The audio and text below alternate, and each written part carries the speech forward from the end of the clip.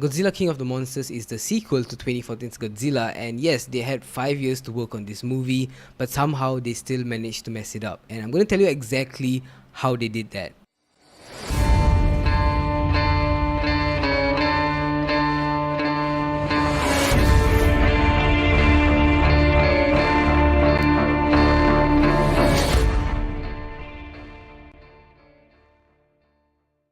Alright, so right off the bat, I'm just going to dive in right into the issues. If you guys want to know what the plot is, go watch the trailers or look it up on IMDb. But the first issue is the human characters.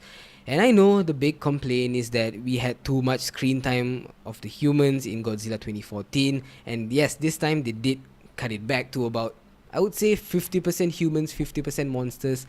Not exactly sure on the ratio, but yes, definitely the monsters do get more screen times, which means the humans get lesser screen time. And the problem is, even though we have such talented actors on board like Millie Bobby Brown, Kyle Chandler, Vera Farmiga, freaking Tywin Lannister, the material that these guys had to work with was so poor. The script, the dialogue, everything so one note. And at the end of it, you don't latch on to any of these characters. You really don't care what happens, if they die, if they live. Nothing matters because they're just one note, one dimensional, absolutely forgettable. And each time they cut back to the humans, I genuinely almost fell asleep.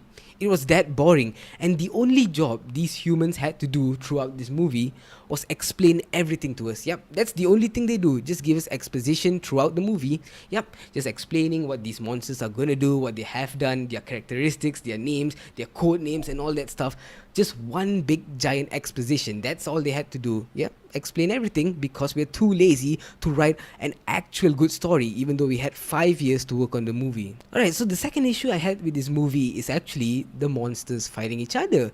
And yes, we do get a lot of that. It's bloody entertaining. You'll definitely have fun with it. However, the thing that I noticed, the visuals and the CGI in Godzilla 2014 looks so much more better than Godzilla King of the Monsters. And even though that movie came out 5 years ago, somehow that still holds up, and this wasn't done very well. It looks unfinished, unpolished, and in some scenes it was so bad that it almost felt like I was playing Monster Hunter World on my PS4. And I'm not saying that the visuals look bad throughout the entire movie. I'm just saying that probably about 30% of it looks a bit unpolished, but the rest of them, they look fine. The fights itself, they look good. They look good, right? But however, the way the fights were shot, they integrated shaky cam and close-ups to the point where you really couldn't see what's going on, and just annoyed me. It really did annoy me. And that's not the worst part. Each time they were fighting, things were getting intense. It was amazing. And then it just cut back to the humans, and it just cuts all the steam that was building up.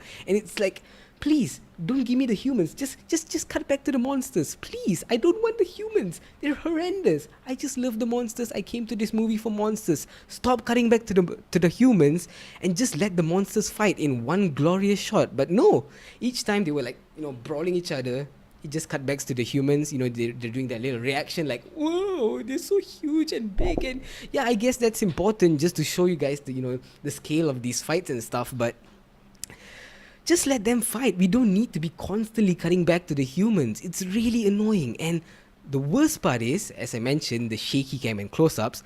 I'm going to show you exactly how that looks, right? So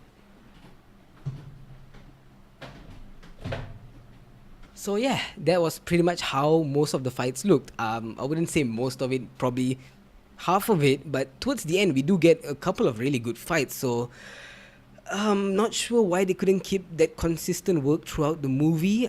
Probably to save some budget on the CGI. But the original Godzilla is far superior than this because they actually had human characters that I could latch onto. And even though Aaron Taylor Johnson isn't the most charismatic actor, the materials that they had to work with was so much more better. And they had Bryan Cranston, who was excellent for the first half of the movie until they of course killed him off.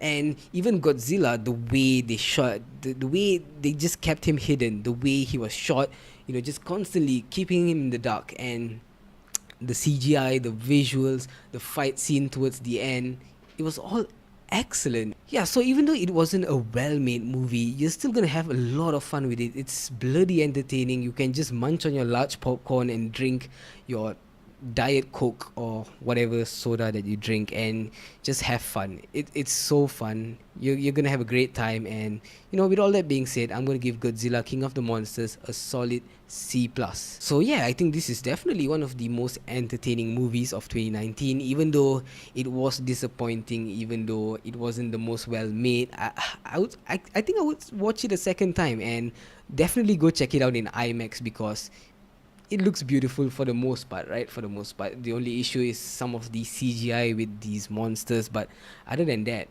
so many good shots, so beautiful. You're gonna have a blast, right? So as always, thank you so much for watching, and if you enjoyed the video, leave a like, subscribe, whatever, leave a comment. And as always, thank you so much for watching, and I'll see you guys in the next one. Ciao.